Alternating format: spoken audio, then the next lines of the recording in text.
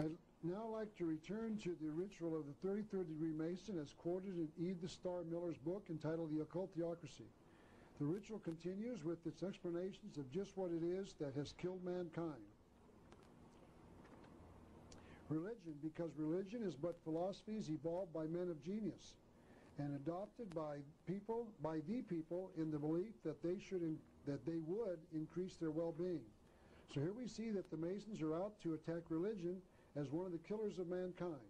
What they are saying is that, in their opinion, we are being lied to by religion because they are telling us that their view of the world would make men happy. If only we understood that religion is a giant fraud, we would reject organized religion and accept the Masonic religion. It would be a paradise on earth. And this is what these Masons are teaching us. Let's continue now with the 33rd degree ritual. Neither law, property, nor religion can be imposed on man, as they annihilate him by depriving him of this most precious right. They are assassins on whom we have sworn to wreak vengeance. Notice, they, law, religion, and property, are assassins on whom we, 33rd degree Masons, have sworn to wreak vengeance. They are enemies against whom we have declared war to the death and without quarter. So here we see that the Masons take an oath to destroy law, property, and religion. Notice, we wonder why judges in America will not listen to the patriots in their courts who stand up for their God-given rights to private property. As I said before, I can't prove this, but I suspect that it is simply because the majority of judges in America are members of the Masonic Lodge. And many of these Masons, many of these judges have taken an oath to avenge the death, the murder of Hiram, law, property, and religion. The murderers of Hiram. Let's continue with the 33rd degree Masonic ceremony. Of these three infamous enemies, it is on religion that we must concentrate our most deadly attacks, because no people have ever survived its religion. Once religion is dead, law and property will fall to our mercy, and we shall be able to regenerate society, meaning regenerate it into the New World Order, by founding on the corpses of the assassins of man, Masonic religion, Masonic law, and Masonic property. So here we can see that the new society, called the New World Order, is based upon Masonic principles of no property, no law, and no religion. And I want you to know that Albert Pike and the other Masons believe that this New World Order is something to be desired. He wrote, if men were all Masons, that world would be a paradise. The reason that I believe that this account by E. Starr Miller of the 33rd degree Masonic ritual is accurate is because it has been confirmed by a key Masonic writer in his book that was approved by the 33rd degree Council of the Masonic Lodge. I'd like to return once again to Rex Hutchins, the 33rd degree Mason I quoted before. Rex Hutchins is the author of this book entitled A Bridge to Light. We've looked at it before. This book, as I said, has been published by the 33rd degree Council of the Masonic Lodge. Therefore, we can know that this is the official teaching of the Masonic Lodge. There is no question that this is the official position of the worldwide Masons. But before I quote from Mr. Hutchins' book, I would like to recall a little background from comments made previously during this lecture. Remember that Hiram Abiff built Solomon's Temple, and that the Masons teach that he was attacked by 3 apprentice Masons because he would not reveal the secrets of the Master Mason to them. Mr. Hutchins wrote, what are the symbolic attacks upon Hiram? Notice that Mr. Hutchins admits that the attacks are symbolic and not real. Hiram is first accosted at the south gate of the temple, where the instrument of the attack is the rule. In Greek, the word for a rule, whether a measuring instrument or a code of conduct, is canon. Thus we see the bureaucracy of the early church. Presumably, Mr. Hutchins is referring to the Catholic Church, establishing the canon law to regulate conduct. He said this law was to be obeyed with unquestioned loyalty, hence it is an apt symbol of the suppression of freedom of speech, which might question the divinity and justice of these laws. Albert Pike confirms what Mr. Hutchins just said in his book entitled Agenda on page 17 of his book. Albert Pike wrote, "The rule is a rule of conduct. The rule, therefore canon, is an apt symbol of the church. It is a symbol of the pontifical and sacerdotal power." The word sacerdotal means a belief in the divine authority of the priesthood. The Catholics teach that their priests are the intermediaries between man and God, and that the chief priest, the Pope, is infallible on matters of church theology. Mr. Hutchins continues, "The rigid, unbending square of steel is an apt symbol of the imperial power of Rome," meaning Rome, the home of the Catholic Church. I want to stop here and make an observation. Notice that Mr. Hutchins is critical of the Catholic Church because they say that all the Catholics must obey their teachings with unquestioned loyalty. The one thing I know about the Catholic Church is that if any Catholic does not like what the Church teaches, they are free to leave. No one in the Catholic Church, Catholic religion, requires that you obey with unquestioned loyalty. Any Catholic is free to leave if they disagree with what the Church teaches. Mr. Hutchins is a hypocrite.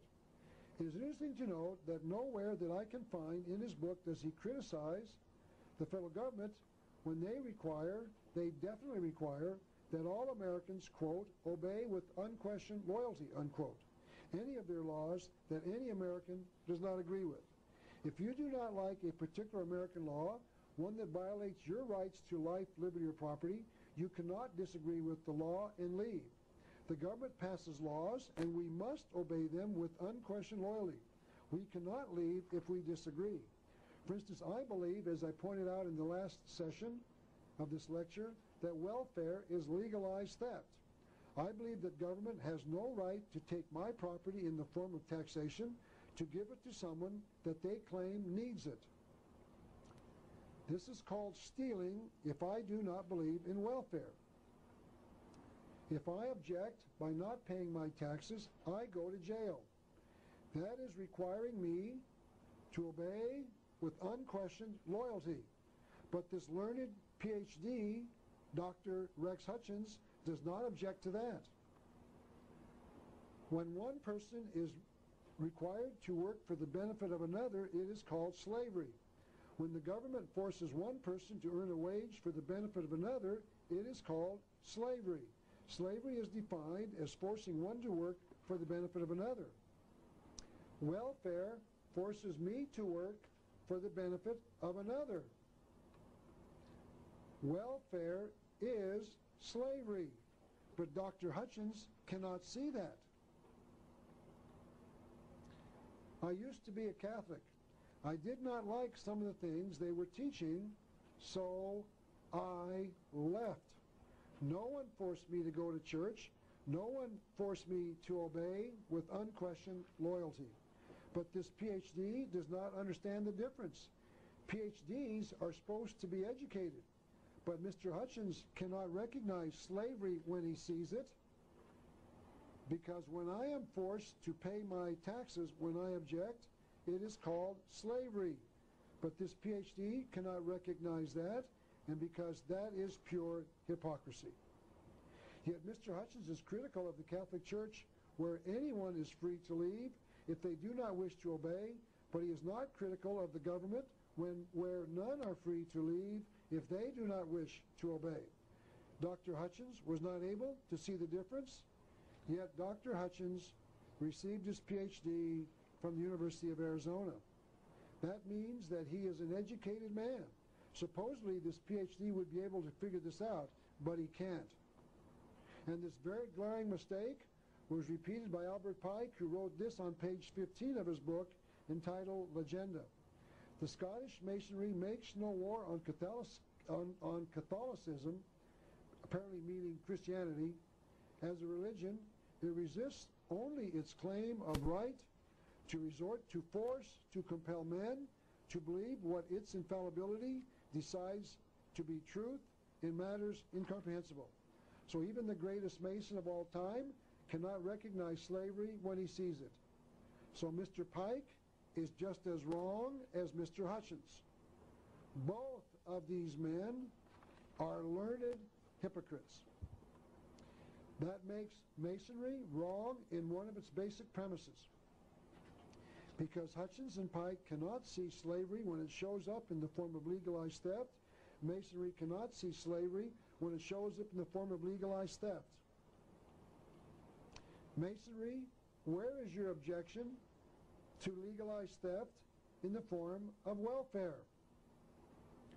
Where is your objection when the government forces us to obey with unquestioned loyalty?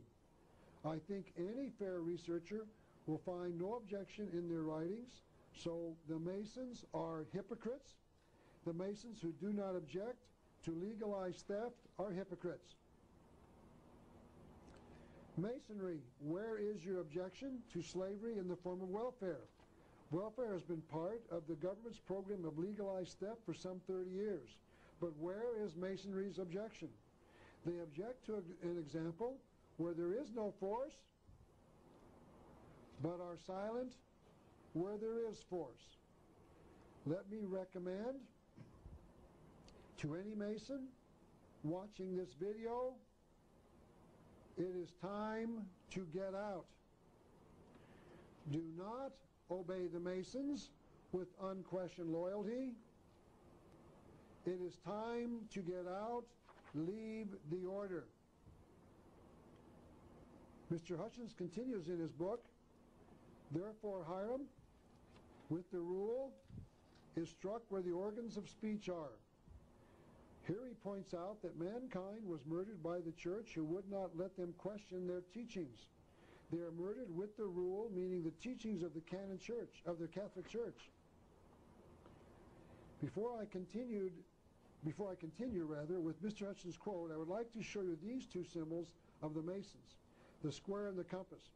Notice that the two objects are the square, a right-angled piece of metal used for drawing straight lines, and it is one of the two symbols of the Masonic Lodge. The other is the compass, used for drawing circles and curved lines. Mr. Hutchins continues, the instrument of attack at the west gate of the temple was the square. It, meaning the square, represents the merger of civil and religious power intending to control man's emotions, telling him not only what he can do, but also what he can believe.